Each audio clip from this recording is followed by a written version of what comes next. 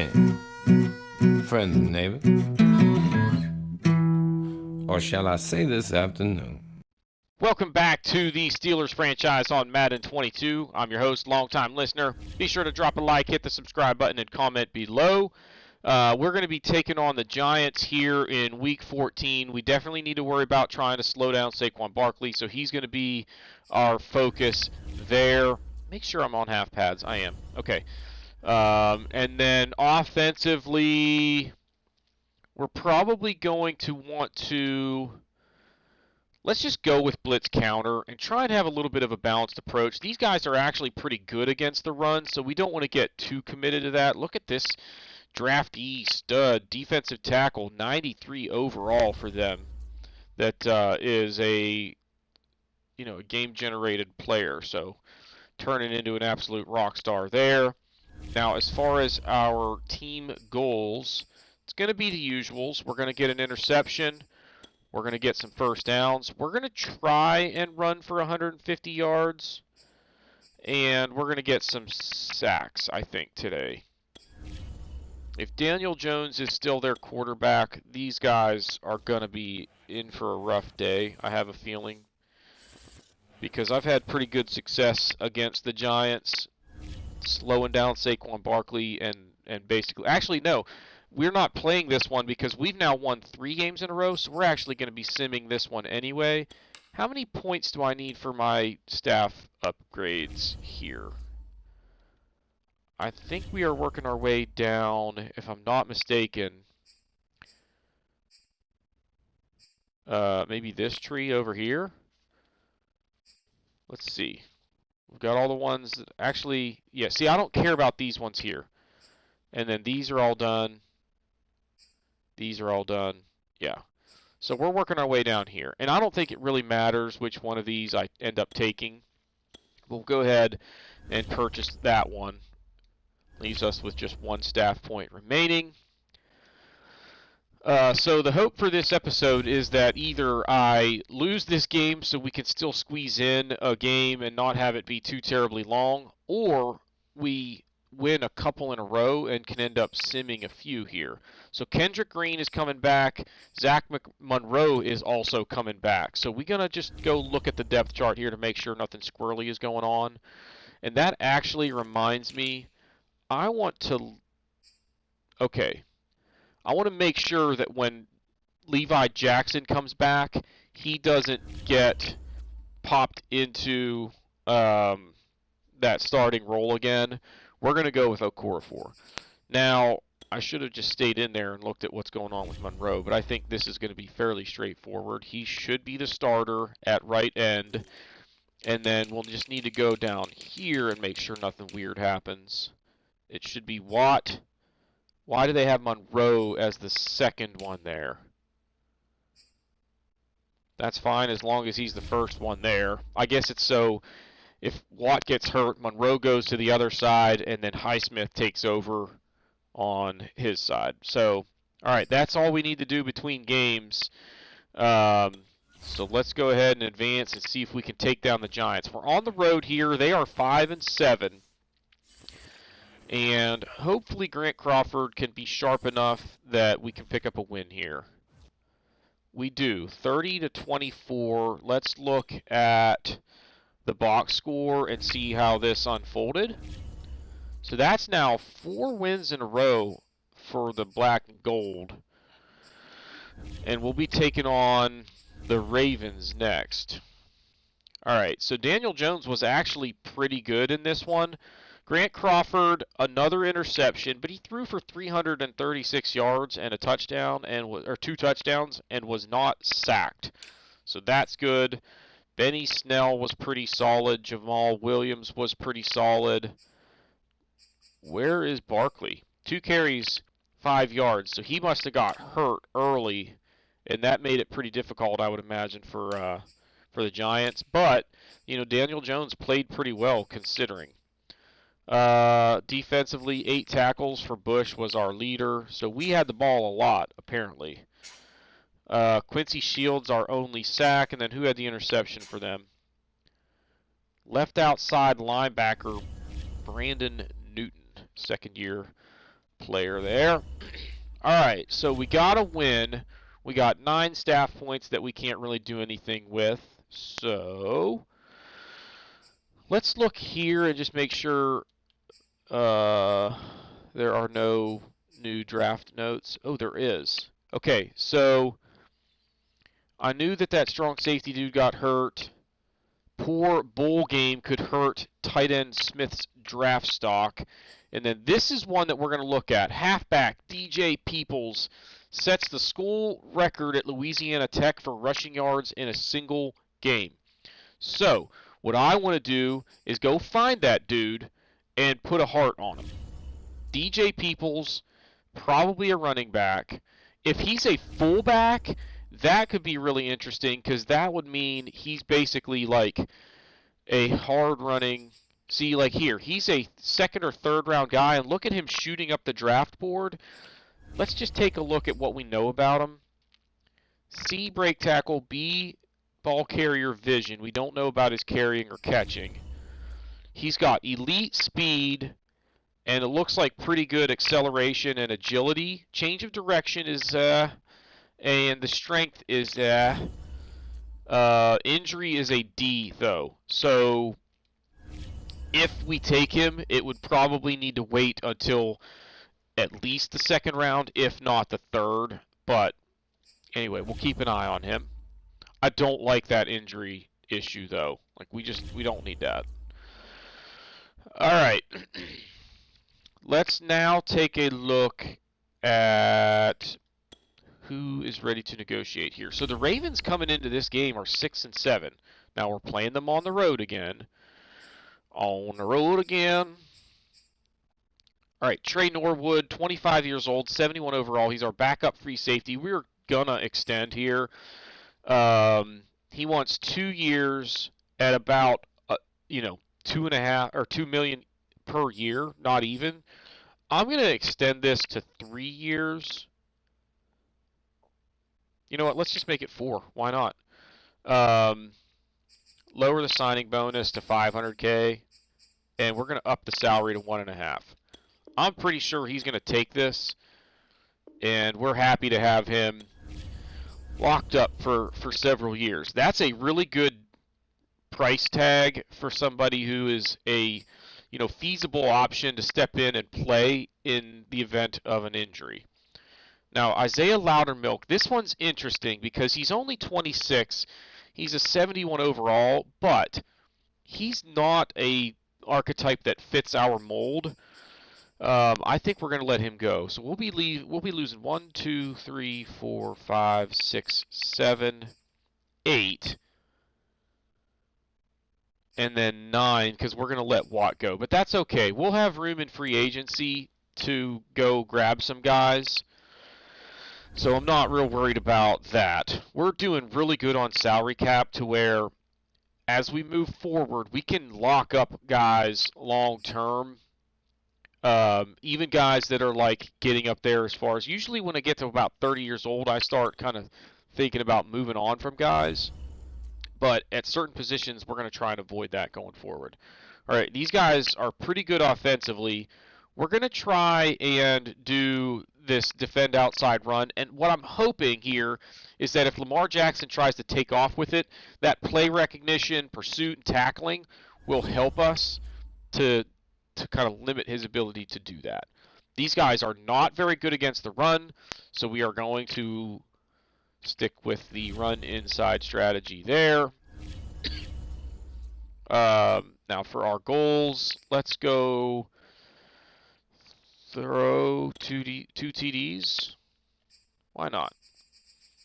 Let's get some first downs. We're going to rush for 150, and we are going to try and get some sacks on Lamar Jackson. Might not be the easiest, but we've got the personnel to get it done. So, all right. What else before we get back into simulation mode? All right, we've got some upgrades, perhaps. Is it plural upgrades? It is. Braden McCreary. Close enough. All right, we're going to go slot. The man-to-man rating will come up with it, I'm almost positive, so I'm not real worried. Yeah, see, he got 2-man coverage, got some press, so he's now an 81 overall and pretty balanced, so he's a pretty good player right now and still very young. Our kicker Evans gets an upgrade. That's probably awareness. Yep. And then Quincy Shields continues to improve at defensive tackle. Let's go power rusher. The run stopping might come up with it, but this might help him get some sacks for me. Let's see if the the run stopping came up with it anyway. So he's getting to be pretty good, and he's only 25. So when he's due for a contract negotiation, I'll bet you he's going to want some significant cash. Eric Ebron is coming back. All I want to do is look here to make sure Freiermuth remains second on the depth chart. Yeah, so I'm okay with that. And now, who else? Is it going to be Jackson coming back, maybe? It is. This we're going to look at because he is going to drop behind Okorafor. Actually, you know what? Let him play. Since it's a game we're just going to sim anyway. This way, if he gets hurt, I don't even care because I'm not going to miss him next week anyway. But if he can improve and get to where he's like an 80 overall or 81 overall, and we try and trade him in the offseason, we might get a little bit more value out of him. So let's think along those lines. All right, we're ready to sim here. And we're already getting to the point where I'm not sure if I can afford time-wise to also play a game. So this will probably... Okay, we won again, which is good, because now we just keep simming. And I won't feel real bad about the length of the episode being too short. Anyway. Alright, so let's take a look at the playoff picture now. We are 11-3, and we might be in the driver's seat. No, the Chiefs. What's their record? So we are the number 2 seed. We've got 33 staff points to spend. Holy crap. That's a ton. Oh, we might have clinched a playoff berth. I don't know. Alright, let's look at the standings here and see where the Chiefs are. Have 2 losses. Come on. Have 3 losses. Dang it! So we're probably not going to win that. We're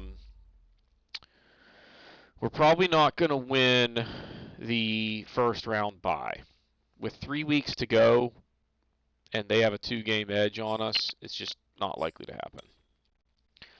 I'm considering simulating all the way to the postseason at this point. Mitch Trubisky is the starting quarterback for Washington. These guys are just pretty bad in general. Worst in the league rushing and middle of the pack passing, and they've got Mitch Trubisky at the helm. Defensively, they are not very good against the run, so we will stick with that run inside strategy. I like it. And then for our goals here, let's go with 1 interception, get first downs, run the ball, and get some sacks. So same as usual. We need to go in and look at the box score from that Ravens game to see how we did there. So let's do that before I forget. So come over here. Let's also look at the news here. Okay. So Peyton wins the award. So Miles Peyton at left guard dominated inside the trenches. So we need to look at him. Which, man, it would be nice because with Trey Turner getting up there in age, it might be a good time to try and snatch up a guard. So Miles Peyton at left guard, and then Brendan St. Louis puts an exclamation point on his career by playing lights out in his final game at Illinois. So we've got Miles Peyton at left guard and St. Louis at QB. We're going to go take a look at both of those guys. Whoops. Before I forget. So, let's go to prospects. And so he's a 2nd or 3rd round guy. What do we got here, Brendan St. Louis? Short accuracy is pretty good. Quick to take the check down. Beautiful spot. He's antsy in the pocket. So it doesn't look like he is very, yeah, he's got very bad mobility. And he's fumble prone. So I'm actually going to unhighlight this guy because I don't want him. Now, left guard. Oh, this guy's a rock star. Top 5, projected pick. I'm going to put a heart on him, but we're probably not going to get him unless we trade up for him. Well, we're definitely not going to get him unless we trade up for him. But that might be something that we consider. If he's like a surefire, can't miss rock star, I don't mind trading up to get a guy like that. So anyway, let's go. Training is complete, so let's get some upgrades in here. Philip Peralta. Nice. Let's go power. He's getting to be pretty decent, but again, injury prone.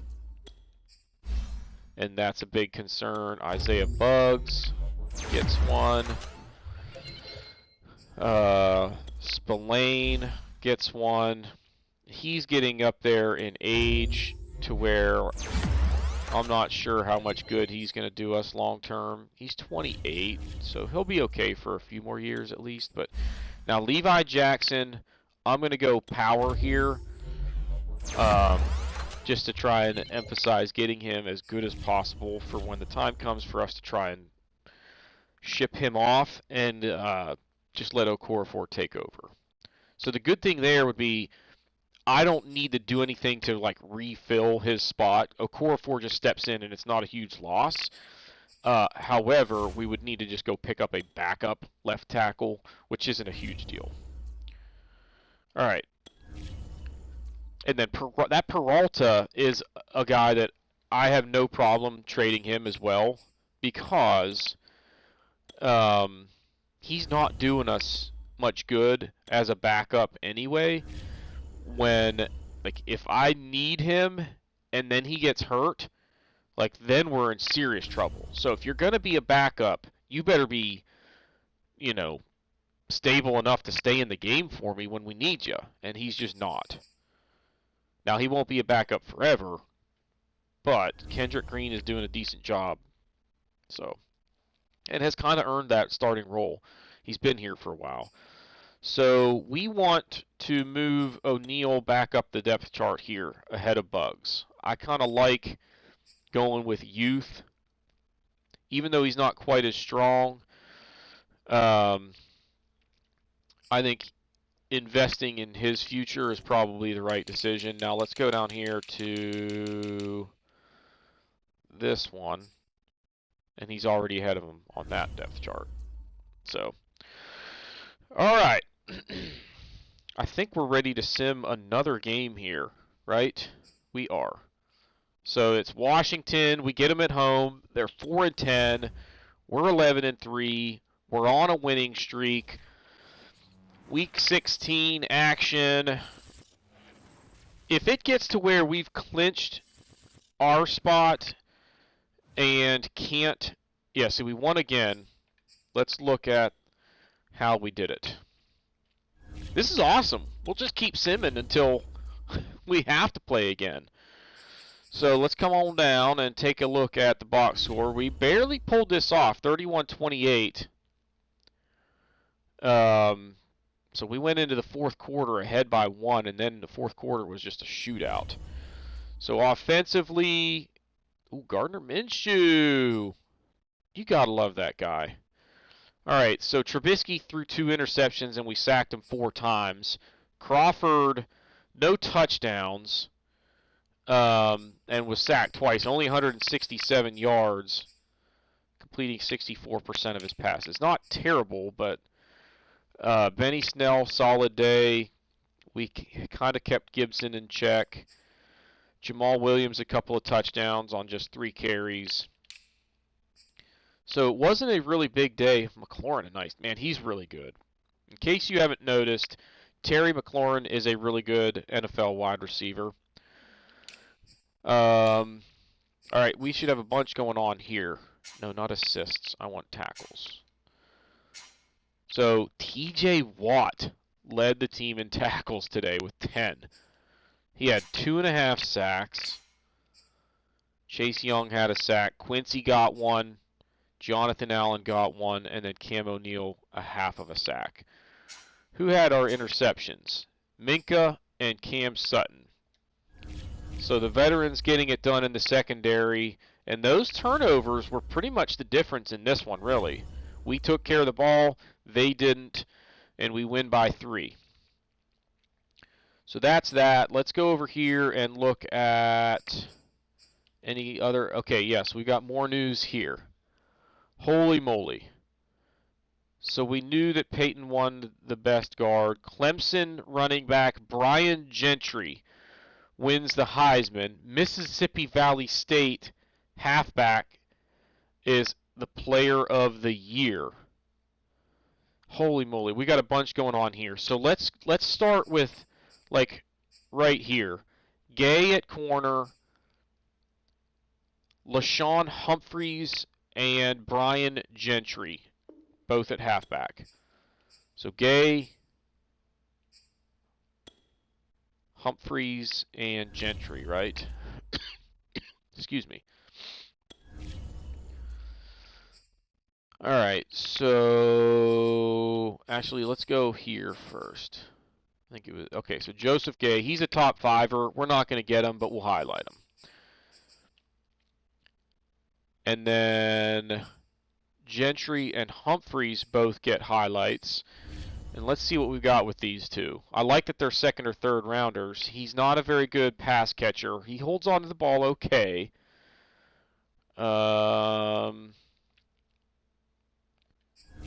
And let's see. Those are not very impressive. He looks like a power back because the speed and the agility are not the greatest. So I'm not real crazy about this guy. I'd love to see like his break tackle and trucking, but we don't have that information. And now Humphreys.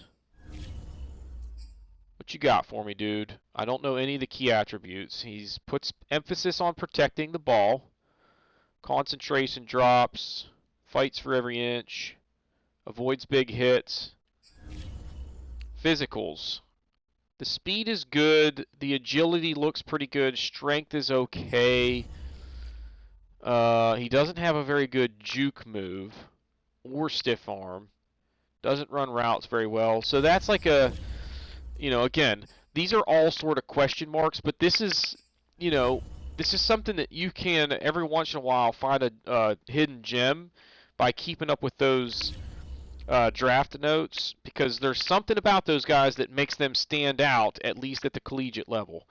All right, let's go back in here and look at the other few here. So there's Tut, right end, Tut. Smith at wide receiver. So Gafford at QB, Smith at wide out, and Tut at right end. I hope I can remember those, and I probably won't. Gafford, Smith, and Tut, I think it was. Joey Gafford is not going to be draftable at that point, but it's okay. And then it was Smith. He's also top 5, so probably not going to get him. And then Tut, a first-round surefire fit out of LSU. So we're probably not going to get any of those guys, but you never know. All right. So now that that's done, we've got enough staff points for another upgrade. So let's go ahead and actually let's go into negotiations. I think these will be the last ones we need to deal with. So swing all the way out here to the end. Derek Watt, take a hike. And now Marvin Wilson, we do want to bring back. He's a solid player, 71 overall.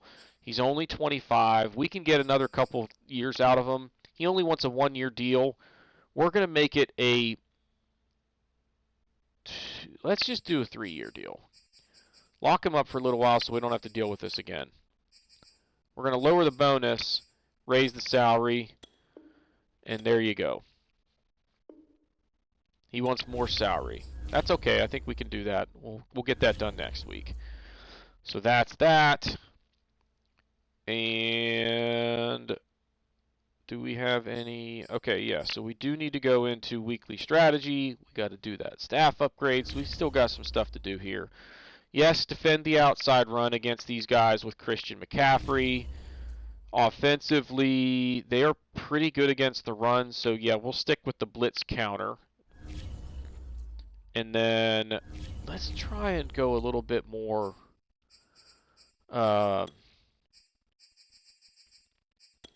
towards the passing side of things in this one. Why not? I think Grant Crawford's due for a big day. I wonder what his numbers are looking like for the season now.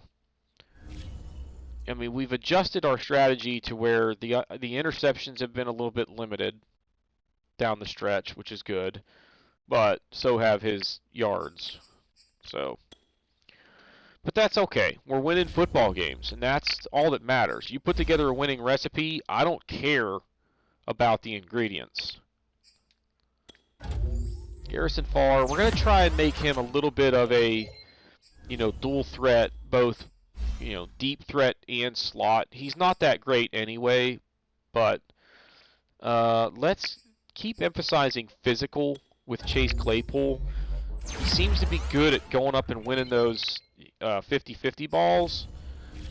So we'll keep emphasizing that aspect of his game. And now, staff upgrade, and we're ready to go. I really could wait and spend all of these at once because the stuff that I'm spending it on doesn't matter until the off season anyway, but whatever. Alright, let's go. Scheme fits have increased interest. Oh, we already have that. Let's go here, do linebackers first. Then we'll do halfbacks next. So we need 16 more points to get down to the next branch of that tree. But can we take down the Panthers? We're at home. So let's advance. Now, I will go ahead and also say, after this game, we should be able to look and see if Week 18 even matters. If we lose, it won't. We won, so it might. So let's actually go look at standings, because if the Chiefs have still just one loss, nothing matters. Yeah. So our spot is locked in. We're 2 games ahead of the team behind us, but 2 games ahead or behind the team ahead of us. So nothing matters in Week 18 for us. So that said, we'll sim it as well and jump right into the playoffs next season. I need to go in and look at what happened statistically against the Panthers there, so don't let me forget to do that. But first, let's go try and get this dude re-signed. He said he wants more salary, which is fine, but in exchange, we're going to take it out of your signing bonus. And he takes it. So, all right, there we go. Nothing else to do there. We've got our 16 staff points, so we can get that final upgrade that we just talked about on that one section of the tree. Let's go ahead and look here, see if there's any other news. There is not. And there probably won't be now because they might have reached like bowl season, and nothing happens after that point. They do the awards, and they do the bowl games, and that's pretty much it for those updates. So, Panthers, how did we beat them here? Grant Crawford, again, was just kind of like okay. No turnovers, but no touchdowns. He wasn't sacked at all. And we got Sam Darnold 6 times, and we sacked him once. Dwayne Haskins came in at some point and was sacked and went 0 for 1. Interesting. Benny Snell, a decent day. How about Anthony McFarland? 7 carries, 57 yards, and a touchdown. And we shut down Christian McCaffrey. He got a touchdown, but 35 yards on 13 carries is abysmal. Rager had a nice day. Nobody else was really a standout. Chase Claypool is having a pretty good season, all things considered. All right. Nate Hobbs leading all tacklers. There's Devin Bush. How about sacks? How do we do here? Who got all the sacks? Watt. Cam O'Neill with a couple. Zach Monroe gets another one. Darryl Streets, a rookie left end, got one for them. And then Braden McCreary gets a half sack coming off the corner. And then we had one interception. It was Dante Jackson. So how many wins in a row is that? 1, 2, 3. That's 7 straight wins for the Steelers, which is freaking awesome. We were what, 6-3? We're now 13-3. That's pretty good. Hopefully we stay hot as we, get into the playoffs. We've got the Bengals on the road here in Week 18. It's a game that doesn't matter, but we still want to win and keep that momentum going. Their defense is just bad, so I'm not really worried about a strategy. We're going to go with probably the run-heavy approach in terms of our goals, just because if we get ahead, that could play out, and hopefully we get ahead. Now, we might have some upgrades here, and we can purchase that last staff upgrade. How are we doing on time? I think we're doing okay. Yep, so we've got player upgrades, TJ Watt, Trey Norwood, and then I think I saw Minka Fitzpatrick as well. Let's go Speed Rusher. Yeah, TJ Watt is just a beast.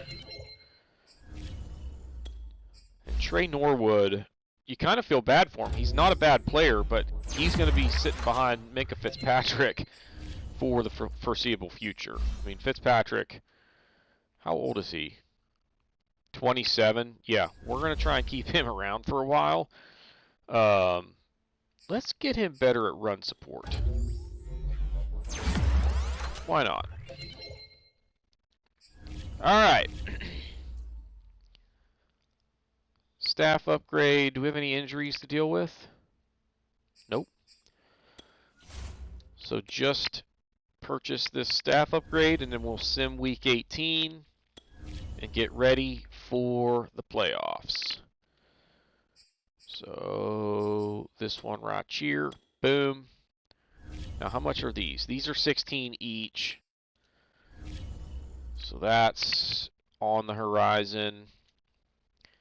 But this has been an interesting episode. All we've done is just come on and simulate games, but it helps us again kind of get deeper into the franchise without burnout. So that's kind of a key objective. And this might, encourage me to do another season.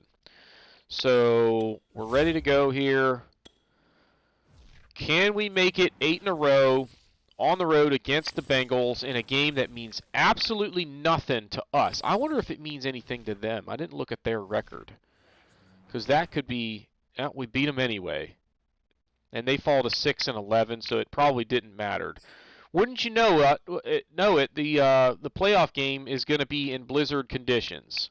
So Houston's coming to town, and it's going to be in the snow, which is fine with me. That just means that we will run the ball. So we'll go ahead and select that now.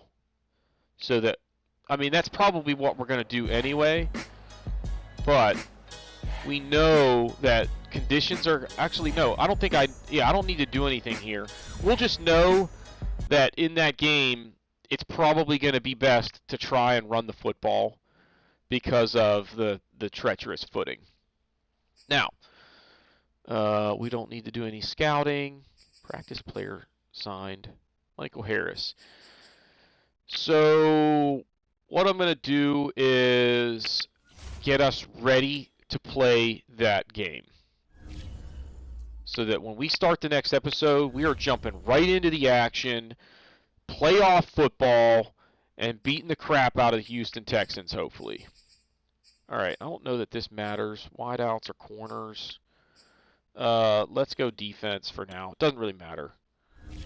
Hopefully we'll have enough to get this one before the offseason anyway, but I don't think I'll need it.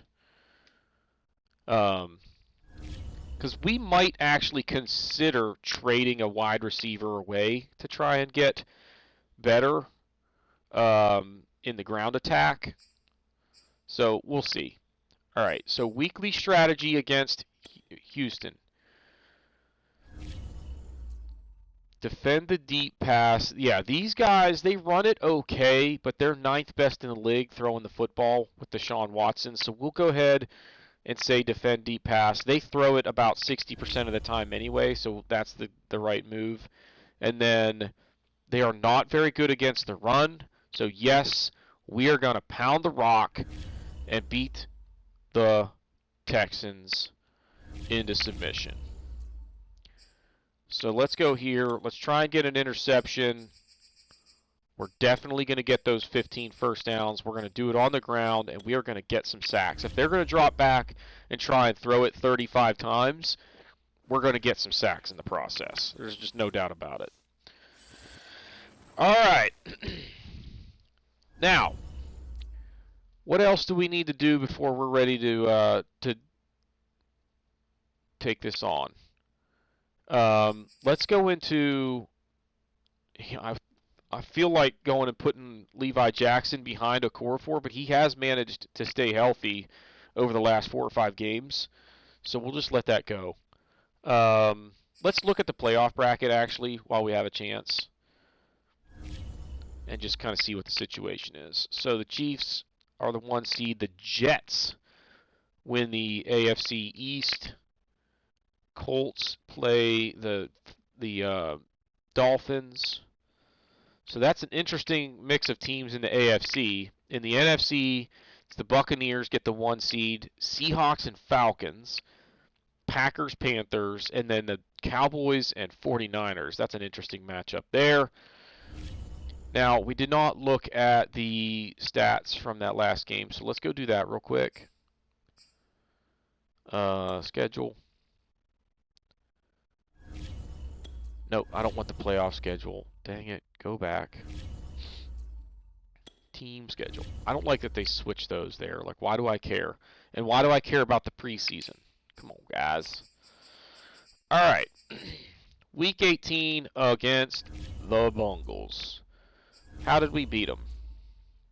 Grant Crawford, a nice day. 339, 3 TDs, and an interception. He was sacked twice. Joe Burrow, not a very good day. We ran the ball pretty poorly. Joe Mixon is really good. He is now an 8-year veteran in the league. So he's getting up there. We did not run the ball well, but we threw it very well. Juju had a big day. Deontay a big day. Decent day for Claypool. So we got it done through the air in this one. A couple of guys with 8 tackles apiece for us. Our corners were leading the charge in tackles. For sacks, Logan Wilson, Zach Monroe gets another one. Schobert got one. Watt got one. And then this Josh Alexander. Didn't we have some interceptions? Yeah, Denard Green got one, and Terrell Edmonds got one. All right, so we are ready to start the playoffs as soon as we get into the next episode. However, the last thing we're going to do before we wrap this episode is look at stats for the year. So we're going to go individual, and then we'll go look at the team stuff. Grant Crawford ended up with a QB rating of 94.3.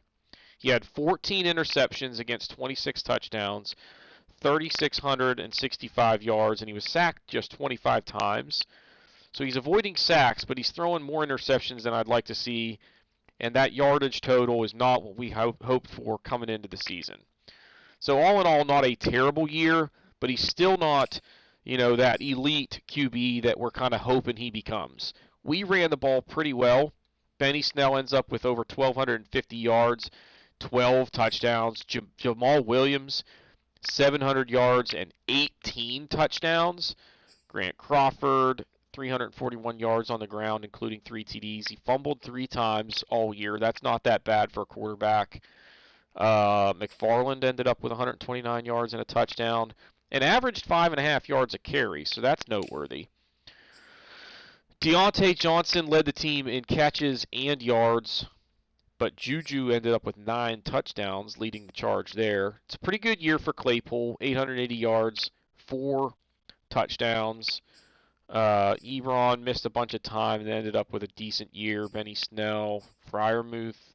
I'd like to see him improve, man, but not a whole lot we can do about it. All right, defensively, how about 147 tackles for Devin Bush, including 16 tackles for a loss? But Watt led us in that category, as he did in sacks as well. But look at this, 16 sacks from him and 13 from Monroe off the other edge. I mean, you talk about like the Twin Towers of Terror. Those guys are dangerous coming off the edge. And then O'Neal up the middle getting 7.5 sacks. Quincy Shields got 6. And then a bunch of, just mediocre numbers beyond that. So let's look at interceptions here. 4 for Fitzpatrick and Sutton. 2 for Edmonds, Jackson, and Lane. 1 for Bush. 1 for McDonald. So McDonald ended up with numbers that are not quite as good as I would have hoped from him. But he, I don't think, is playing in the 2 linebacker sets. I'm not sure, though. Who's our... Yeah, Schobert is the guy that's on the field more often. He didn't have any interceptions, but he ended up with 100 tackles. So McDonald's just not on the field that much because every time we go to a nickel, he's on the sidelines. So that's what's up there. Edward Evans, 19 of 23, not that bad. 60 for 60 on extra points. Punting, Presley Harvin, 48.5 yard net is pretty good. 10 touchbacks, 12 of his 39 inside the 20, including a long of 72 yards. All right. For team stats, offensively, let's see where we are. About 10th, not that bad. Rushing, or passing, we're next to last. Rushing, however, we're second. So that's acceptable. If you're just like dominant in one area, that can work. Points per game, we're near the top at 29.2, which is pretty solid. Rushing touchdowns, I bet you were first. Oh, second behind the Browns, who are the only team that outran us on the ground anyway. First downs, we're second. And that's what happens when you have a heavy ground attack. You usually end up getting a bunch of first downs. Defensively, we were the second best as far as the total yards allowed. That's really impressive. We were the best team in the league against the pass. That is awesome.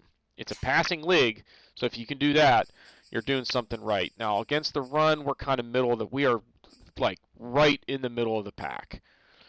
Points allowed, we are 4th. That's really good. And then sacks, I'll bet you we are... Yeah, we're first by 10. That's crazy. Fumbles, first.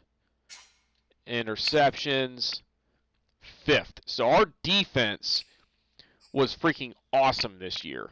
I don't care about conversions. I don't care about red zone efficiency, although we were first, which is kind of rare for us. I usually don't put up that many touchdowns when we get into the red zone, but this year we did a good job of it. Defensive efficiency, let's sort there. Again, these numbers are not that big of a deal. The number that I care about is how many points you give up. Like, we only allowed 51 trips into the red zone, and only allowed 32 touchdowns, which is 4th best in the league. So that's that. Now, penalties, as usual, we lead the league. There's nothing you can do about that without making the game just stupid. Because the penalties that don't happen enough, that probably should happen more, are things like offsides, holding, and they just don't call a lot of those in this game.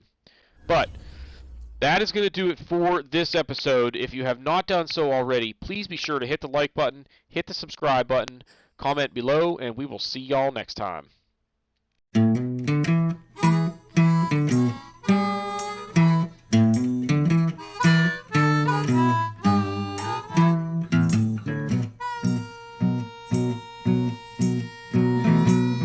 Good evening, friends and neighbors. Or shall I say this afternoon?